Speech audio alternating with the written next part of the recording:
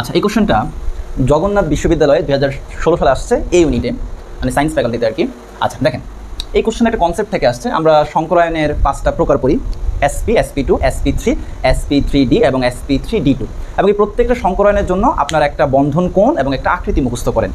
তো আমরা বলি কি, যখন কোনো যৌগ দিয়ে আপনাকে বন্ধন কোণ বা তার আকৃতি জিজ্ঞেস করবে, আপনার প্রথম কাজ হচ্ছে আগে ওই যৌগটার সংকরায়ন বের করবেন।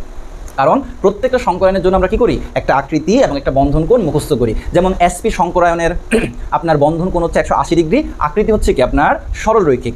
SP2 বন্ধন কোণ হচ্ছে 120 ডিগ্রি, আকৃতি হচ্ছে সমতলীয় ত্রিকোণাকার বা ত্রিভুজাকার।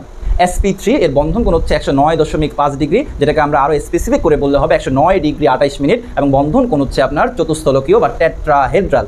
SP3D এর আপনার আকৃতি হচ্ছে এর বন্ধন কোণ হচ্ছে আপনার দুইটা, একটা হচ্ছে 90 ডিগ্রি এবং 120 ডিগ্রি, আর এর আকৃতি হচ্ছে আপনার ত্রিকোণাকার দ্বিপিরামিডীয়। এবং SP3D2 এর বন্ধন কোণ হচ্ছে 90 ডিগ্রি এবং আকৃতি হচ্ছে অষ্টতলকীয় বা অক্টাহেড্রাল। তাহলে কোনো একটা যৌগ দিয়ে যদি তার বন্ধন কোণ অথবা তার আকৃতি জানতে চায়, আপনার প্রথম কাজ হচ্ছে তার সংকরায়নটা নির্ণয় করা।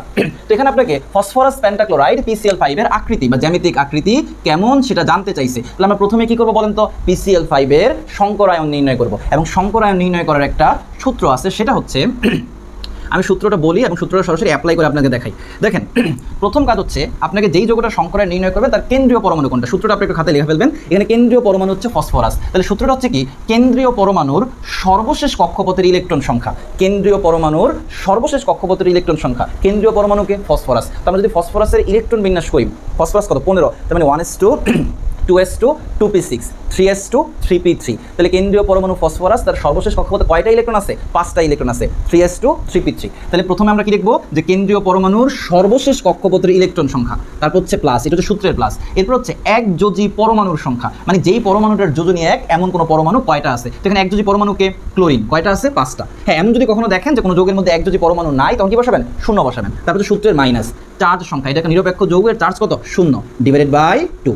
তাহলে আমাদের সূত্রটা কি, আমরা এখানে কি বসাইছি, কেন্দ্রীয় পরমাণুর সর্বশেষ কক্ষপথের ইলেকট্রন সংখ্যা প্লাস একযোজী পরমাণুর সংখ্যা মাইনাস চার্জ সংখ্যা ডিভাইডেড বাই 2। এভাবে আমরা যে কোনো যৌগের কেন্দ্রীয় পরমাণুর সংকরায়ন কি করতে পারবো, নির্ণয় করতে পারবো। এখানে কত আসে বলেন তো, 5 আসে। আর 5 মানে আমরা বুঝাইতেছি SP3D। আর আমরা আগেই বলছি যে একটা যৌগের মধ্যে যদি SP3D সংকরায়ন ঘটে, তাহলে তার বন্ধন কোণ হবে দুইটা, একটা হচ্ছে 90 ডিগ্রি আর একটা হচ্ছে 120 ডিগ্রি, এবং আকৃতি হবে ত্রিকোণাকার দ্বিপিরামিডীয়। যার কারণে এই PCl5 এর জ্যামিতিক আকৃতি কেমন হবে, ত্রিকোণাকার দ্বিপিরামিডীয়।